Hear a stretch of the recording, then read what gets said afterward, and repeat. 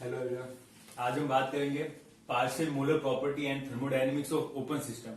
अभी तक जो हमने पढ़ी थी थर्मोडायनेमिक प्रॉपर्टी वो क्लोज सिस्टम की थी, ठीक है। उसके अंदर मास का एक्सचेंज नहीं हो रहा था, ओनली एनर्जी का एक्सचेंज हो रहा था, हीट का एक्सचेंज हो रहा था, वर्क हो रहा था, ठीक है। अब हम पढ़ेंगे thermodynamics of open system. Open system में क्या पढ़ा था कि एनर्जी और मास दोनों का एक्सचेंज होता है, ठीक है। तो यहाँ पे हम ओपन सिस्टम की थर्मोडायनेमिक्स पढ़ेंगे।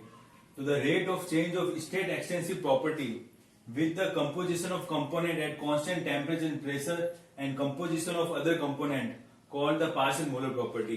अभी तक जितने भी हमने स्टेट फंक्शन पढ़े थे, चाहे एनर्जी था चाहे एंथैल्पी था, उसका जो चेंज आ रहा था वो किसके साथ दे रहे थे, या तो टेम्परेचर के साथ चेंज देख रहे थे या प्रेशर के साथ या वॉल्यूम के साथ। जो भी अभी तक हमने स्टेट एक्सटेंसिव प्रॉपर्टी पढ़ी थी, चाहे वो एनर्जी हो, एंथैल्पी हो, एंट्रोपी हो, ठीक है, उनमें हम चेंज क्या दे रहे थे कि वॉल्यूम में चेंज होने पे क्या चेंज हो रहा है, टेम्परेचर में चेंज के साथ क्या चेंज हो रहा है, या वॉल्यूम में चेंज होने पे क्या हो रहा है, प्रेशर में चेंज होने पे उनमें क्या चेंज आ रहा था, इसमें पढ़ रहे थे। अभी तक कंपोजिशन में चेंज आने पर आपकी स्टेट एक्सटेंसिव प्रॉपर्टी में क्या चेंज आ रहे हैं उसको डिस्कस नहीं करा था। तो यहाँ पर वही चीज हम डिस्कस करेंगे। क्या देखेंगे कि चेंज ऑफ एक्सटेंसिव प्रॉपर्टी, जो हमारी स्टेट एक्सटेंसिव प्रॉपर्टी है, उसमें अगर हम कंपोजिशन चेंज करें तो उस प्रॉपर्टी में क्या चेंज आएगा। एट कांस्टेंट टेम्परेचर प्रेशर पे अगर हमारे पास दो कंपोनेंट है N1 और N2, तो हम एक बार एक N1 कंपोनेंट के साथ चेंज देखेंगे, फिर N2 के साथ चेंज देखेंगे। तो पार्शियल मोलर प्रॉपर्टी कुछ नहीं, पार्शियल मोलर प्रॉपर्टी का मतलब क्या आ गया कि हमारे जितने भी स्टेट फंक्शन है, अब उसमें कंपोजिशन चेंज करने पे, किसी एक कंपोनेंट का कंपोजिशन चेंज करने पे जो हमारे स्टेट फंक्शन है उसमें क्या चेंज आ रहा है, उसी को हम क्या बोल रहे हैं, पार्शियल मोलर प्रॉपर्टी। और वो चेंज जब हम कंपोजिशन चेंज करेंगे तो बाकी अदर चीजों को क्या कर देंगे, कांस्टेंट। जब मैं एक कंपोनेंट के कंपोजिशन को ले रहा हूं स्टेट फंक्शन के साथ में, तो टेम्परेचर, प्रेशर और कंपोजिशन ऑफ अदर कंपोनेंट, इनको क्या कर दूंगा, कांस्टेंट। ये कांस्टेंट होंगे तभी आप उस प्रॉपर्टी को क्या बोलोगे, पार्शियल मोलर प्रॉपर्टी। जब आपका टेम्परेचर, प्रेशर और अदर कंपोनेंट कांस्टेंट होगा, तब आपके स्टेट एक्सटेंसिव प्रॉपर्टी में जो चेंज आ रहे हैं दूसरे कंपोनेंट को चेंज करने पे, तभी आप उसको क्या बोलोगे, पार्शियल मोलर प्रॉपर्टी। इसको किससे डिनोट कर सकते हो आप, वाई आई से, Y I bar, Y I M से, या वाई आई एम बार से डिनोट कर सकते हो, ठीक है।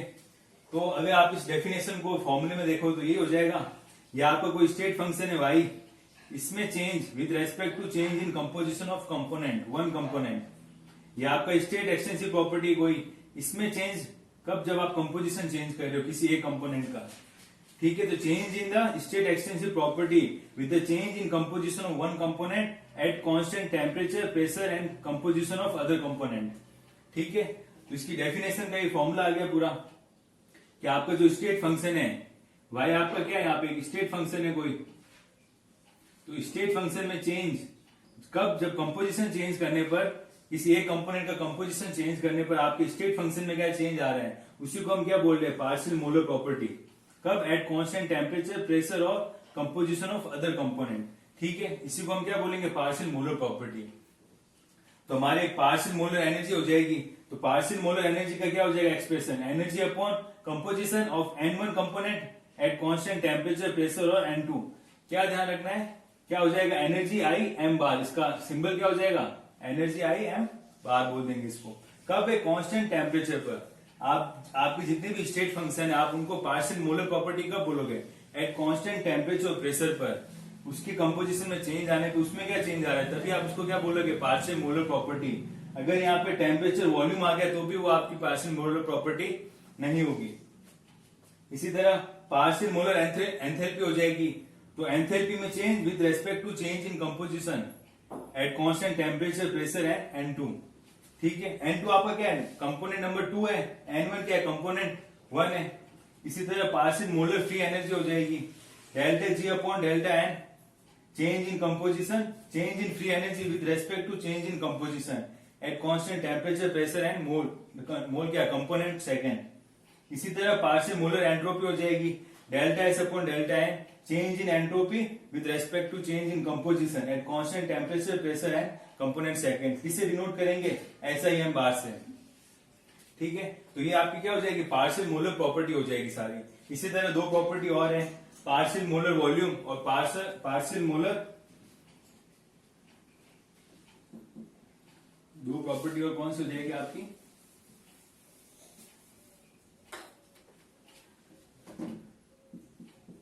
पार्शियल मोलर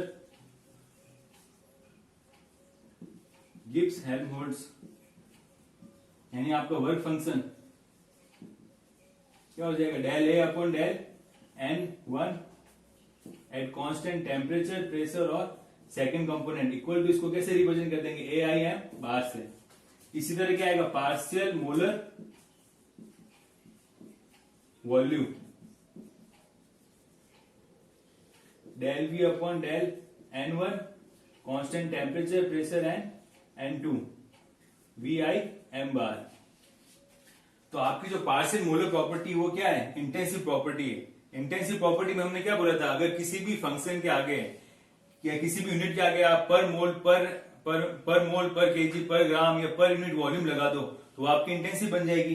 तो आपने क्या करा, जो एनर्जी थी, एनर्जी की यूनिट क्या होती है, जूल होती है, और आपने इसको क्या कर दिया, मोल से डिवाइड कर दिया, तो क्या आ गई, जूल पर मोल हो गया। वो पार्शियल मोलर प्रॉपर्टी बन गई ना आपकी, वो जूल अपॉन मोल आ गया, तो आपकी क्या बन गई, पार्शियल मोलर प्रॉपर्टी। इसी को तो हम क्या बोल रहे हैं, इंटेंसिव प्रॉपर्टी।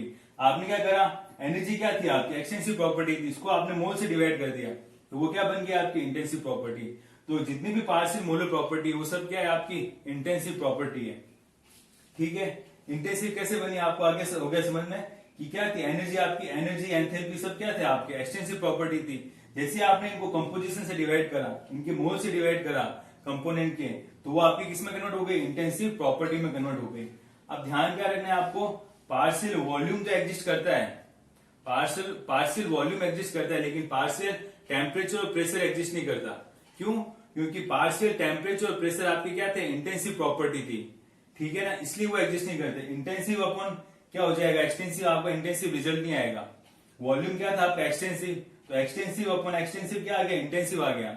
वॉल्यूम एक्सटेंसिव होता है, मोल या कंपोजिशन क्या था आपके, एक्सटेंसिव थे, तो एक्सटेंसिव अपॉन एक्सटेंसिव का रेशियो क्या आता है, इंटेंसिव आता है।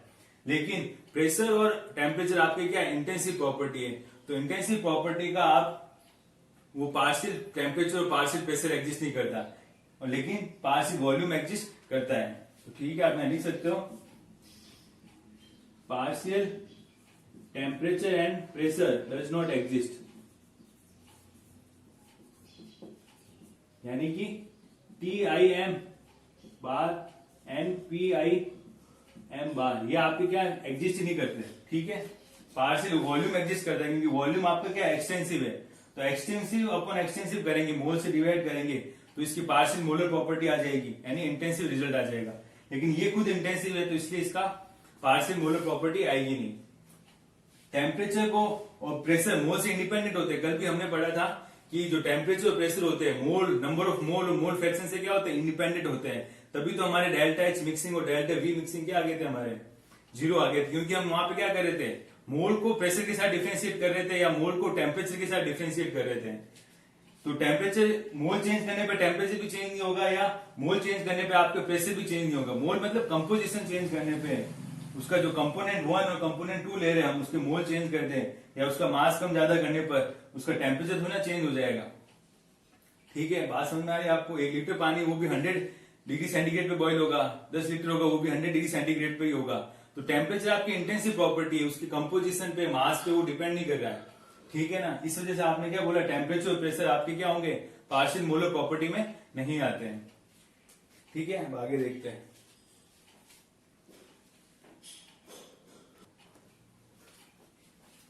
तो आपका Y क्या है, एक स्टेट एक्सटेंसिव प्रॉपर्टी है, state extensive property, state extensive property and for binary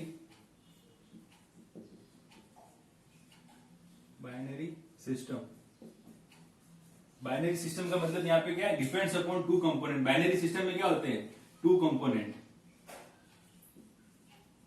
depends on two component, इसमें दो कंपोनेंट है। कि आपका Y extensive property for a binary system. Binary system का मतलब क्या है, उसके अंदर दो कंपोनेंट है। तो उसने क्या बोला है, Y is a function of temperature pressure, वो तो था ही हमारे पास पहले। अब यहाँ पे क्या आ गए, कंपोनेंट आ गए दो, N1 और N2।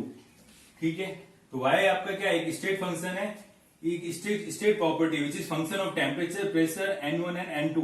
बाइनरी सिस्टम में दो कंपोनेंट आ गए। अब आप क्या करोगे, इस स्टेट फंक्शन को एक बार टेम्परेचर के साथ डिफरेंशिएट करोगे विद टेम्परेचर, एक बार प्रेशर के साथ में, एक बार मोल के साथ में और एक बार N2 के साथ में डिफरेंशिएट करेंगे। ठीक है, तो क्या आ जाएगा, dy equal to dy upon dt। जब टेम्परेचर के साथ डिफरेंशिएट करोगे तो बाकी चीजें क्या हो जाएगी, constant, pressure constant, N1 constant और N2 कांस्टेंट। इसी तरह आप dy को प्रेशर के साथ कांस्टेंट डिफरेंशिएट करेंगे तो अदर चीजें क्या हो जाएगी, कांस्टेंट, N2। अगली बार इसको मोल के साथ डिफरेंशिएट करेंगे, dN1। तो टेम्परेचर, प्रेशर और N2 कांस्टेंट हो जाएंगे। ठीक है, इसी तरह अब इसको N2 के साथ डिफरेंशिएट करेंगे eight constant temperature, pressure and N1। ठीक है, तो आपने क्या करा, इस स्टेट फंक्शन को डिफरेंशिएट कर दिया जिन पे वो डिपेंड कर रहा था, function of temperature, pressure, N1 और N2। ठीक है, तो यार इसको हमने क्या बोला था, dy upon dN1 eight constant temperature, pressure पे, ये क्या आ गया आपका एक, इसको हमने क्या बोला था, y im1, ऐसे बोल दो इसको, I1m बोल दो। ठीक है, ये पार्शियल मोलर प्रॉपर्टी हो गई। जब आपका स्टेट फंक्शन कंपोजिशन पे डिपेंड कर रहा है या कंपोजिशन के चेंज करने पर स्टेट फंक्शन चेंज हो रहा है, वो क्या आ गया आपकी partial molar property, one component की, इसलिए इसको y1m बोल दिया, मोलर प्रॉपर्टी है तो मोलर आ गया। इसी तरह इसको हमने क्या बोलेंगे, y बार 2m। ठीक है, तो ये क्या आ गई, फर्स्ट कंपोनेंट के लिए मोलर प्रॉपर्टी। जब सेकंड कंपोनेंट में चेंज करा तो स्टेट फंक्शन में क्या चेंज आया, तो ये उसकी सेकंड कंपोनेंट के साथ में मोलर प्रॉपर्टी आ गई। ठीक है, तो मैं क्या कर सकता हूं, dy अपॉन dN1 की जगह y1m रख सकता हूं, तो आपको क्या आ जाएगा, dy upon dt, pressure N1 N2 के साथ में,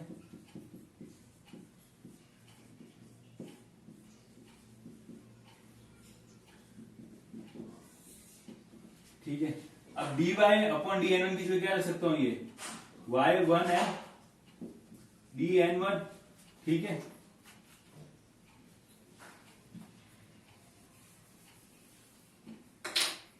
इसकी जगह क्या आ जाएगा,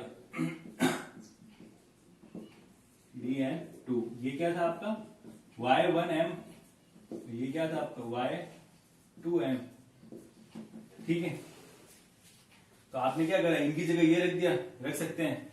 अब आपके यहाँ पे कंपोनेंट N1 और N2 थे, तो कंपोनेंट ज्यादा आ जाए, मतलब so on N2 N3, तो आप क्या कर सकते हैं, यहाँ पे समेशन yim ith कंपोनेंट के लिए, मतलब ith कंपोनेंट के लिए क्या आ जाएगा, dni। भाई यहाँ पे तो हमने दो कंपोनेंट लिए थे, अगर ज्यादा कंपोनेंट होते हैं, ith कंपोनेंट होते हैं, तो आप इसको i कर देते हैं, ये भी क्या हो जाता है, ni हो जाता, उसका समेशन आ जाता ना। अगर यहाँ पे दो कंपोनेंट है, 3 ले लूंगा तो 3 को लूंगा तो y3m आ जाएगा, 4 लूंगा तो y4m आ जाएगा। तो मैंने क्या कहते हैं, समेशन ni, मतलब जितने भी आपके कंपोनेंट है उतने रख दोगे आप, nim dni। तो इसकी जगह क्या रख सकता हूं वापिस में, dy upon dt, pressure N1 N2,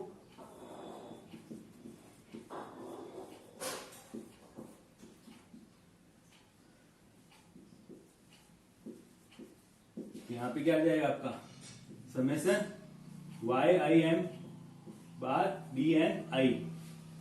इसका मतलब क्या है, सोन चल रहा है यहाँ पे, तो ये आपका क्या आ गया।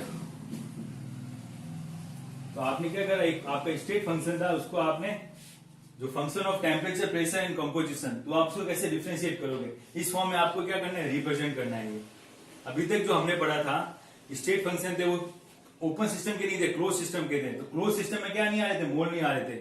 ठीक है ना, ये चीज नहीं आ रही थी, कंपोजिशन इंक्लूड नहीं हो रहा था, तो सिर्फ इतना ही आ रहा था। अगर मैं एनर्जी लेता तो D upon D T, D upon DP आता। ठीक है, जैसे ही मैं कंपोजिशन आया तो कंपोजिशन में भी चेंज आने के साथ स्टेट फंक्शन में चेंज आएगा, तो उसको मैंने इंक्लूड कर दिया। जैसे ही मैं इस ओपन सिस्टम को क्लोज करूंगा, जैसे इस ओपन बीकर को क्लोज करूंगा, तो कंपोजिशन में चेंज नहीं होगा। कंपोजिशन में चेंज नहीं होगा तो ये चीज जीरो हो जाएगी। भाई जब कंपोजिशन में चेंज नहीं आएगा तो ये चीज जीरो हो जाएगी, तो आपको वापस क्लोज सिस्टम जैसा वाला डेरिवेशन आ जाएगा। ठीक है, अब आगे बात करते हैं केमिकल पोटेंशियल की। केमिकल पोटेंशियल क्या होता है।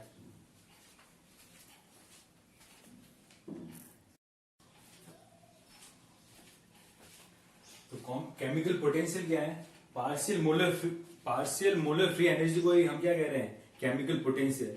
पार्शियल मोलर फ्री एनर्जी क्या है मेरा? Chemical potential. तो पार्शियल मोलर फ्री एनर्जी क्या था? डीजी अपॉन डी एन आई, कांस्टेंट टेम्परेचर, प्रेशर और N2, जिसको हम क्या बोले थे? GIM बार। इसी को हम क्या बोल रहे हैं? केमिकल पोटेंशियल अपना। ठीक है, यही क्या है आपका? Chemical potential. Partial molar free energy को हम क्या बोलते हैं? Chemical potential. ठीक है, इसका बहुत इंपॉर्टेंट रोल है थर्मोडायनेमिक्स में। ठीक है, बट प्योर सब्सटेंस के लिए chemical potential will be equal to the molar free energy. अगर हम प्योर सब्सटेंस की बात करेंगे उसके लिए केमिकल पोटेंशियल आपका फ्री एनर्जी के बराबर आएगा। ठीक है, बट प्योर सब्सटेंस के लिए जितने भी हमारे ईच थर्मोडायनेमिक पोटेंशियल है, प्योर सब्सटेंस के लिए जितने भी हमारे थर्मोडायनेमिक पोटेंशियल है, चाहे वो एंथैल्पी हो, चाहे वर्क फंक्शन हो, चाहे एनर्जी हो, वो सब क्या होंगे? आपके केमिकल पोटेंशियल होंगे, थर्मोडायनेमिक पोटेंशियल होने चाहिए। ठीक है, प्योर सब्सटेंस के लिए जितने भी थर्मोडायनेमिक पोटेंशियल है हमारे, एंथैल्पी, वर्क फंक्शन, एनर्जी, वो सब किसके बराबर आते हैं? केमिकल पोटेंशियल के बराबर। तो केमिकल पोटेंशियल है क्या आपका? मोलर फ्री एनर्जी को ही क्या कह रहे हैं? पार्शियल मोलर फ्री एनर्जी को हम क्या बोलते हैं? Chemical potential. और प्योर सब्सटेंस के लिए जो आपका केमिकल पोटेंशियल होता है वो फ्री एनर्जी के बराबर होगा, और प्योर सब्सटेंस के लिए आपका हर एक थर्मोडायनेमिक पोटेंशियल वो आपके केमिकल पोटेंशियल के बराबर आएगा। ठीक है, अब फ्री एनर्जी का और केमिकल पोटेंशियल का कैसे हम डिराइव करना है वो हम देखते हैं।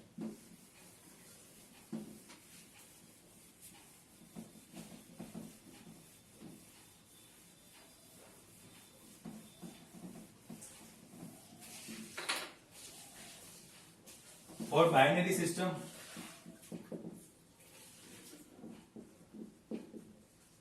for binary system gives energy is function of temperature, pressure and N1 and N2। तो अब क्या करना है? सीधे सी दिखती बात है, फ्री एनर्जी को एक बार टेम्परेचर के साथ डिफरेंशिएट करेंगे, एक बार प्रेशर के साथ में, एक बार N1 के साथ और एक बार N2 के साथ करेंगे। तो dg बराबर क्या आ जाएगा आपका? dg अपॉन dt,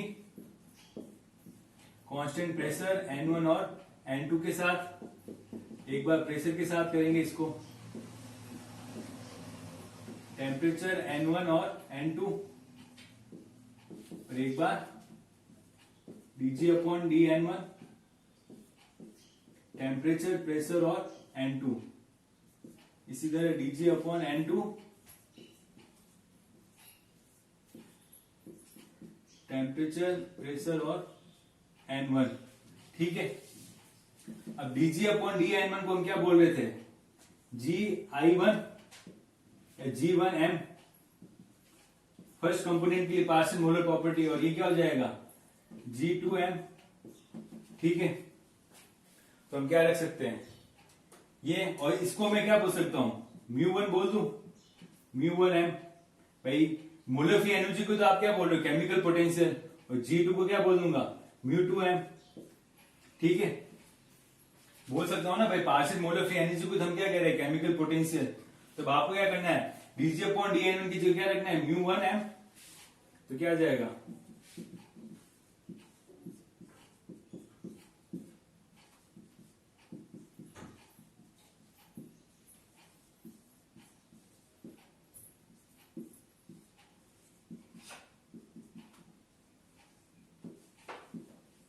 तो इसकी जगह क्या आ जाएगा? प्लस μ1 dN1, ठीक है, μ2 dN2।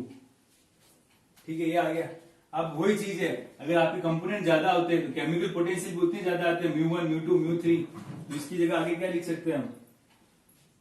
यहां पे समेशन भी आ सकता है। ठीक है, dg इक्वल टू क्या आ जाएगा?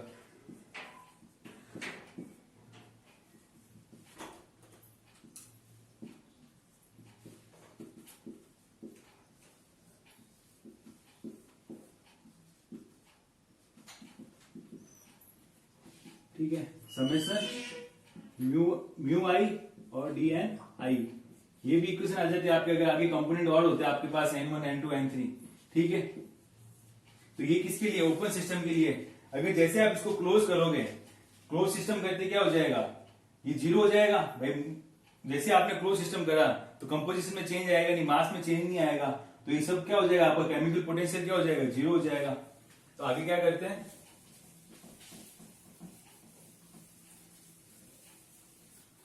फॉर क्लोज सिस्टम,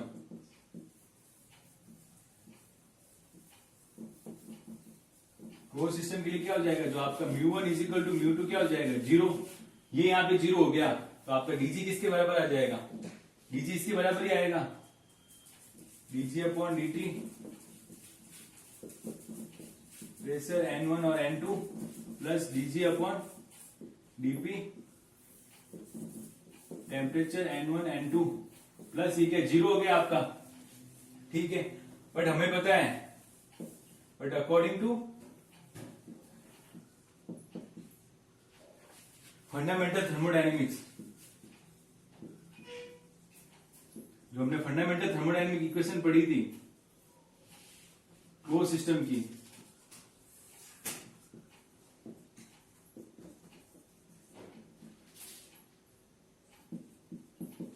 तो fundamental of thermodynamic equation of close system में क्या था, डीजी बराबर क्या आ रहा था आपका, minus H D T plus V D P, ये तो आ रहा था। अब देखो आपके इन दोनों का जो है, ये दोनों क्या है, डीजी बराबर क्या है, minus H D T plus V D P, इनका लेफ्ट हैंड साइड बराबर है, तो राइट हैंड साइड भी दोनों क्या हो गए, इक्वल हो जाएंगे। तो मैं कैसे लिख सकता हूं इसको, तो क्या लिख सकते हैं कि डीजी अपॉन डी टी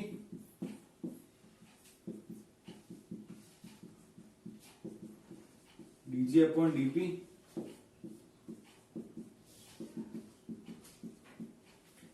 ये किसके बराबर आ जाएगा, इसके बराबर minus H D T plus VDP के बराबर आ जाएगा। अब आपको कंपेयर करना है इन दोनों इक्वेशन में, dt यहां भी कॉमन यहां भी कॉमन है, तो एंट्रोपी किसके बराबर आ गया, इस चीज के बराबर। तो लिख सकते हैं कि यहाँ के dg upon dt constant pressure N1 और N2 किसके बराबर आ गया, माइनस एंट्रोपी के। इसी तरह dg upon dp temperature N1 और N2 किसके बराबर आ जाएगा, वॉल्यूम के बराबर। आ रहा है समझ में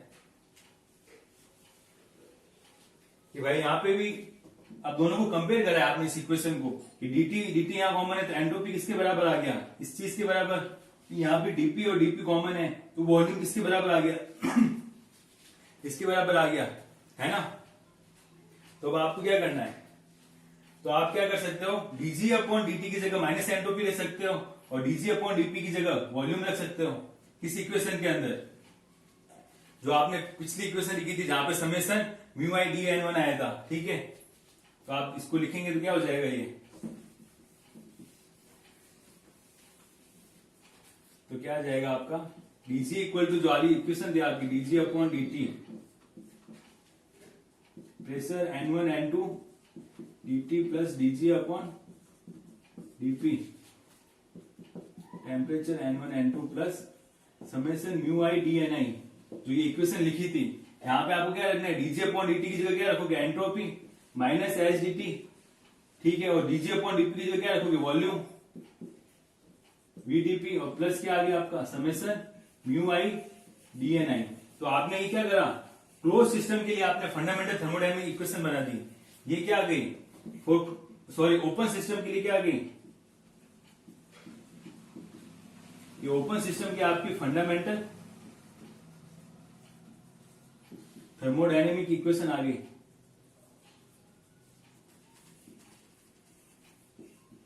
ओपन सिस्टम के लिए आपकी फंडामेंटल थर्मोडायनेमिक इक्वेशन आ गई। भाई इतनी तो क्लोज सिस्टम की थी, अगर मैं क्लोज सिस्टम कर देता तो ये भी जीरो हो जाता। तो क्लोज सिस्टम के लिए ये थी। ओपन सिस्टम में क्या हुआ, मास का है आपका, कंपोजिशन के साथ तो चेंज देख रहे हो, तो कंपोजिशन के साथ चेंज क्या आ गया आपका, summation mu I D N I, ठीक है। क्लोज करोगे जैसे तो ये चीज जीरो हो जाएगी, तो आपकी वापिस वो फंडामेंटल इक्वेशन आ जाएगी क्लोज सिस्टम की, ठीक है। इसी तरह आप बाकी फंडामेंटल इक्वेशन लिख सकते हो, किसके लिए, ओपन सिस्टम के लिए। एनर्जी की लिख सकते हो, एंथैल्पी की लिख सकते हो, और वर्क फंक्शन की लिख सकते हो। तो एक बार उसके लिए लिख लेते हैं, ठीक है।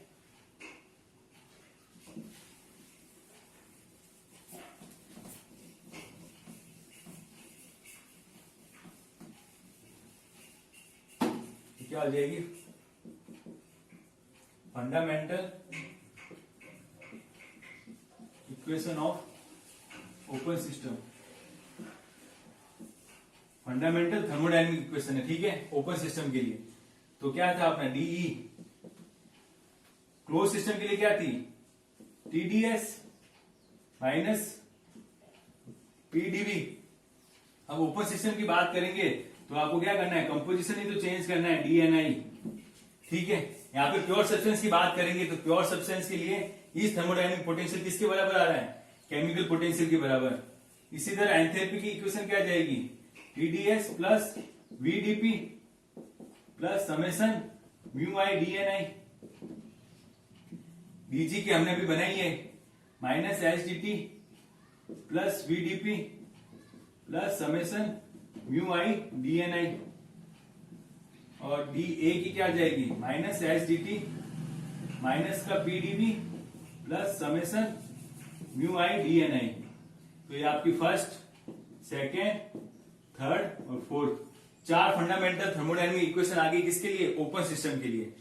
क्लोज सिस्टम में भी क्या थी, इतनी थी। ओपन सिस्टम में क्या हुआ, आपका कंपोजिशन ही तो ऐड हुआ है, ठीक है।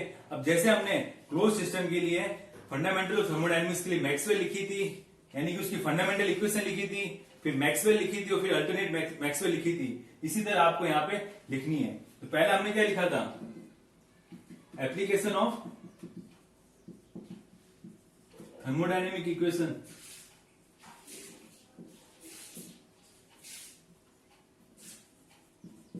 अब पहले इक्वेशन हम ले लेते, अगर DE equal to TDS minus PDV at के summation mu I DNI, okay. तो यहां पे अगर मैं बाइनरी सिस्टम की बात करूंगा, बाइनरी सिस्टम में क्या आएंगे, 2 कंपोनेंट आएंगे, ठीक है। तो अब एक बात होगी, एट कांस्टेंट टेम्परेचर के ऊपर, कांस्टेंट एंट्रोपी के ऊपर। जब एंट्रोपी कांस्टेंट होगी तो ये टर्म 0 हो गई, तो डी किसके बराबर आएगा आपका, कांस्टेंट एंट्रोपी पे क्या हो गया, ये PDV plus summation mu I DNI, ठीक है। अब यहां पे हम पहले क्या कर रहे थे, कांस्टेंट एंट्रोपी की बात कर रहे थे। अब यहाँ पे आपके मोल कंपोजिशन भी आ गए, तो आप क्या करोगे, कंपोजिशन भी आप क्या करोगे, constant at constant entropy and N1 और N2। तो टीई किसके बराबर आ जाएगा, माइनस पीडीवी के बराबर। तो डीई अपॉन डीवी करोगे आप तो क्या आ जाएगा, यहाँ पे एंट्रोपी आएगी, कंपोजिशन आएगा N1 और N2, किसके बराबर आ जाएगा, माइनस पी के। जब हम क्लोज सिस्टम की बात कर रहे थे तो वहां पे ये कंपोजिशन था नहीं, तो इसी के बराबर था। अब जैसे वहां पे हमने फंडामेंटल इक्वेशन लिखी थी, यहाँ पे भी वैसे ही करेंगे। यहाँ पे अब एक बार एंट्रोपी कांस्टेंट लेंगे, एंट्रोपी के साथ कंपोजिशन भी कांस्टेंट ले लेंगे, N1 N2। इसी तरह जब हम वॉल्यूम कांस्टेंट लेंगे at constant volume and N1 और N2, तो आपको क्या आ जाएगा, डी बराबर किसके आ जाएगा, टीडीएस के बराबर। तो डी अपॉन डीएस किस पे आ गया, कांस्टेंट वॉल्यूम पे, N1 और N2 पे, टेम्परेचर के बराबर आ जाएगा। तो वहां पे हमारे सिर्फ अभी तक एंट्रोपी आ रहा था। अब जब ओपन सिस्टम आया तो आप मोल भी ऐड कर दो, तो वो की वही इक्वेशन यहाँ पे लिखनी है। आपको करना क्या है, बस आपको कंपोजिशन तो ऐड करना है, N1 और N2। अब इसी की मैं अगर मैक्सवेल की बात करूंगा तो मैक्सवेल कैसे लिखेंगे, मैं आपको एक एक इक्वेशन बता दूंगा, मैक्सवेल और अल्टरनेट मैक्सवेल लिखनी है, बाकी इन तीनों की आप लिख लेना। तो इसमें क्या होगा, अब इसकी मैक्सवेल लिखनी पड़ेगी। तो मैक्सवेल क्या था, अगर इस क्लोज सिस्टम की मैक्सवेल लिखते हैं तो क्या आती है, ठीक है। इसी इक्वेशन की मैक्सवेल की बात करते हैं, ठीक है। अगर मैक्सवेल की बात करूं मैं, ठीक है, तो इसकी मैक्सवेल क्या आ रही थी, फर्स्ट टर्म का फर्स्ट अपॉन सेकेंड टर्म का लास्ट एट फर्स्ट टर्म का लास्ट कांस्टेंट, यही था, इक्वल टू फर्स्ट टर्म का फर्स्ट एट सेकेंड टर्म का लास्ट एट फर्स्ट टर्म का लास्ट। तो ये हमारी मैक्सवेल थी, किसके लिए, क्लोज सिस्टम के लिए। जैसे ओपन सिस्टम आएगा तो आपको क्या लाना है, कंपोजिशन ही तो ऐड करना है यहाँ पे, N1 N2। तो ये आपके ओपन सिस्टम की मैक्सवेल बन जाएगी। तो जो क्लोज सिस्टम के लिए थर्मोडायनेमिक्स की हमने पढ़ी थी इक्वेशन फंडामेंटल, वो की वो यहाँ पे चलेगी, वो की वो मैक्सवेल यहाँ पर है, बस आपको कंपोजिशन ऐड करना है। तो ये क्या आ गई, मैक्सवेल आ गई। अल्टरनेट मैक्सवेल में क्या कर रहे थे आप, कि टेम्परेचर के बराबर कौन सी 2 इक्वेशन आएगी। जैसे कि मैं यहाँ पे प्रेशर कांस्टेंट रखूंगा तो डीएच अपॉन डीएस किसके बराबर आएगा, टेम्परेचर के बराबर। अब अल्टरनेट की बात करें, अल्टरनेट मैक्सवेल, ठीक है। तो एक इक्वेशन तो ये हमने पढ़ी थी अभी कि D upon D S constant volume पर N1 और N2 किसके बराबर था, टेम्परेचर के बराबर। इसी तरह अगर मुझे डीएच में टेम्परेचर के बराबर चाहिए तो यहाँ कांस्टेंट प्रेशर कर दूं मैं, तो क्या आ जाएगा, डीएच अपॉन डीएस प्रेशर पे N1 N2 इसके बराबर आ गया, टेम्परेचर के, ठीक है। तो ये दोनों टेम्परेचर के बराबर है, मतलब ये दोनों भी आपस में क्या हो गई, इक्वल हो गई। तो डी अपॉन डीएस वॉल्यूम पर N1 N2 किसके बराबर आ गया, ये आपका DH upon DS pressure N1 और N2। तो ये आपकी क्या आ गई, अल्टरनेट मैक्सवेल आ गई। बस वहां पे हमने अभी तक क्लोज सिस्टम में कंपोजिशन नहीं लिया था, इसलिए वहां पे हम कंपोनेंट नहीं लिख रहे थे N1 और N2। जैसे ही कंपोजिशन आएगा तो आपके यहाँ कंपोनेंट आ जाएंगे N1 और N2 की कंपोजिशन पे, उसके मास पे, उसकी मोल पे डिपेंड कर रहा है, ठीक है। तो ये आपकी क्या आ गई, पार्शियल जो मोलर प्रॉपर्टी थी ओपन सिस्टम के लिए फंडामेंटल ऑफ थर्मोडायनामिक इक्वेशन आ गई। तो बाकी तीन की आपको लिखनी है, एक बार आपको उसकी फंडामेंटल इक्वेशन लिखनी है कांस्टेंट एंट्रोपी और कांस्टेंट प्रेशर के ऊपर, फिर उसी की आपको मैक्सवेल लिखना है, फिर बाद में अल्टरनेट मैक्सवेल लिखना है, ठीक है। ये था केमिकल पोटेंशियल का। अब आगे केमिकल पोटेंशियल किस किस पे डिपेंड करेगा, एक बार प्रेशर के ऊपर, एक बार वॉल्यूम के ऊपर, वो उसके आगे इक्वेशन पढ़ेंगे।